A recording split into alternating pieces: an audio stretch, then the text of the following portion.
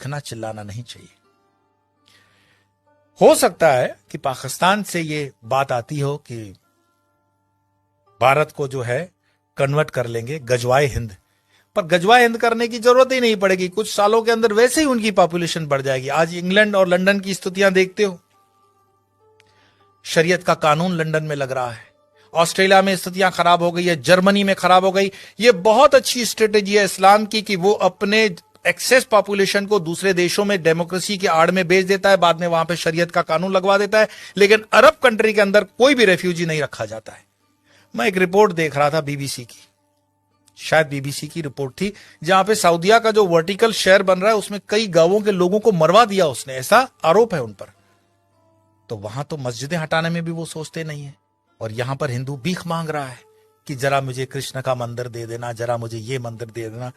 हमारे साधु संतों ने जो समाज के लिए काम किया, समाज उनके साथ भी नहीं खड़ा है। क्या आपको पता है कि आयुर्वेद के नाम पर भारत देश के अंदर जो फार्मेसी काम कर रही है वो मुस्लिम द्वारा चलाई हुई भी कई फार्मेसी हैं, और उनके 500 प्रोडक्ट्स हैं। रामदेव को सपोर्ट नहीं करने का कारण ये भी है। हमदर्द का एक टॉनिक है सिंकारा, उसको प्रमोट करते हुए कम्युनिस्ट पार्टी के कुछ नेता कहते हैं कि यह शक्तिवर्धक है। उनको पूछो तुम्हें कैसे पता चला यह शक्तिवर्धक है, कोई लेबोरेटरी टेस्ट है? एलोपैथी के कंपैरिजन में जो रामदेव बाबा को कहा गया था कोरोना के कंपैरिजन में, वो चीजें सब पर लागू होनी चाहिए। क्या आपको पता है सोनू निगम जैसा कलाकार जो पिछले कई सालों से फिल्म इंडस्ट्री के अंदर बेहतरीन आवाज दे रहा है, उसने जब खुले से कहा कि इस अजान के कारण मुझे तकलीफ होती है, इंडस्ट्री में उसको काम मिलना कम हो गया, क्योंकि बॉलीवुड की इंडस्ट्री आज भी इस्लामिक फंडामेंटलिस्टों द्वारा डोमिनेट है। मैं आपको और बता दूं, जिन दिनों शाहरुख खान, सलमान खान, आमिर खान स्ट्रगल कर रहे थे, गोविंदा सुपरस्टार था, और गोविंदा को नीचे करने के लिए उसकी जोड़ी में चलने वाली करिश्मा कपूर को आमिर खान के साथ एक फिल्म दे दी जाती है परदेसी। गोविंदा की जोड़ी को तोड़ा जाता है, और उसके बाद उदय होता है सलमान खान, आमिर खान और शाहरुख खान का समय, क्योंकि इंडस्ट्री डोमिनेटेड है इस्लामिक लॉबी द्वारा। ऐसे कई मैं आपको उदाहरण दे सकता हूं, लेकिन मुख्य बात क्या है?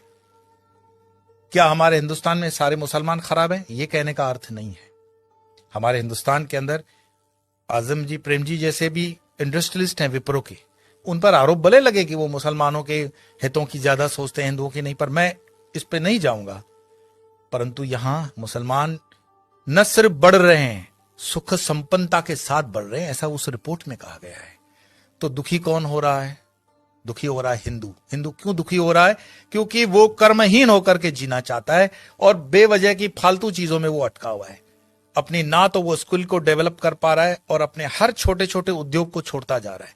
आज जब हम अपने आश्रम का भी काम करवाते हैं तो लेबर ढूंढने में हमें तकलीफ पड़ जाती है। देश के अंदर कोई बेरोजगारी प्राइवेट सेक्टर में नहीं है, लेकिन कोई रबिश होते हैं जर्नलिस्ट जो अपना खीसा गर्म करने के लिए, जनता को गुमराह करने के लिए अलग अलग रिपोर्ट्स देते हैं। देश के अंदर आज भी उतना ही रोजगार है, अगर युवान ठान ले तो बहुत कुछ कर सकता है, लेकिन जो आप जगह खाली करते हो वो दूसरा आता है।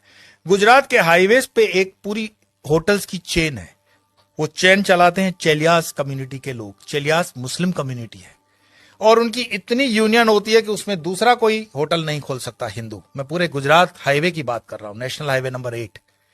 साल में सिर्फ 2-3 दिन ये होटलें बंद होती हैं। आपकी ताकत नहीं है कि इस इलाके में कुछ काम कर सको, और उनके होटलों के नाम जो रखे जाते हैं इतने मिसगाइडिंग होते हैं कि आपको पता भी ना पड़े कि ये हिंदू की है कि मुस्लिम की है। होटल का नाम होता है भारत, नव Gujarat, Tulsi, Kabir, Jai Hind, Sarvodaya, dine in, dine out. किसको पता पड़ रहा है ये इस्लामिक माइंडसेट की होटल है?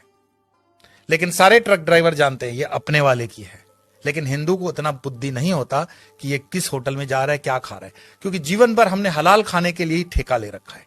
हिंदू को इतना स्वाभिमान नहीं है कि वो कह दे कि जो मैं खान पान खाता हूं तो मेरे प्रोडक्ट पर तुम लोग सात्विक, राजसिक या तामसिक का लेबल लगाओ। भाई सात्विक है तो उसको ऑरेंज कर दो, राजसिक है तो उसको लाल कर दो, तामसिक है तो उसको काला कर दो, वेजिटेरियन का ग्रीन तो है ही। हर चीज पे हलाल लगा हुआ है, और हलाल का तुम्हें मलाल भी नहीं है। तो कितने में तुम प्याज लहसुन को मत खाओ, लेकिन ये हलाल खाते हुए तुम्हारे बच्चे जो हैं क्या बन रहे हैं?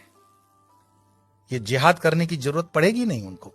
ये साधु संतों को भी सोचना पड़ेगा कि तुम शेर को भी घास खिलाओगे, गाय को भी घास खिलाओगे, क्षत्रियों को भी घास खिलाओगे और ब्राह्मणों को भी घास खिलाओगे।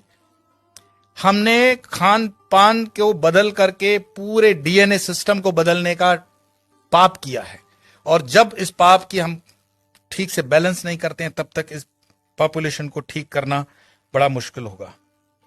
एक इंसान, ये वीडियो समाप्त करने से पहले मैं बता रहा हूं, एक इंसान जिसने अलीगढ़ मुस्लिम यूनिवर्सिटी का स्थापना किया था, सर सैयद, उसने सिर्फ ख्वाब देखा था पाकिस्तान बनाने का, कि एक ऐसा देश बन सकता है। एक टाइपराइटर और एक इंसान जिन्ना, जिसने देश बनाकर दिखा दिया, और यह चीज इतिहास के अंदर दर्ज है। क्या पता ओवैसी जो कह रहा हो उसको हम सीरियसली नहीं ले रहे हैं। अगर शाहबानू केस कोर्ट का इधर उधर हो सकता है तो राम मंदिर का केस भी राहुल गांधी तो बोले थे कि हम कर देंगे, ऐसा उन पर आरोप है, प्रमोद जी ने लगाया था। हिंदुओं को जागना पड़ेगा। कोई शंकराचार्य फिर से आए ना आए इसकी कोई गारंटी नहीं है। शंकराचार्य जी की जयंती जन मनाने से सिर्फ इतना ही मैसेज मिलता है, उत्तिष्ठ जागृत प्राप्य वरानी बत, उठो जागो, अपनी जवाबदारी लो। कब तक दूसरों के कंधों पे रहोगे कि ये तुम्हारी जवाबदारी लेगा? और धर्म का काम चेतना जगाना है। बाकी ये मेरा वीडियो मरे हुए लोगों के लिए तो है नहीं, चैतन्य लोगों के लिए। और चैतन्य जो सुन रहे हैं उनको लगता है कि आगे 2-4 चैतन्य है तो फॉरवर्ड कर देना, और मरे हुए लोगों को वीडियो देखने के लिए मैं कोई आग्रह करता ही नहीं हूं। आपके भीतर आपका सनातन जागे, भारत जागे, हिंदुत्व जागे। इसी प्रार्थना के साथ इतना ही, कल फिर मिलेंगे।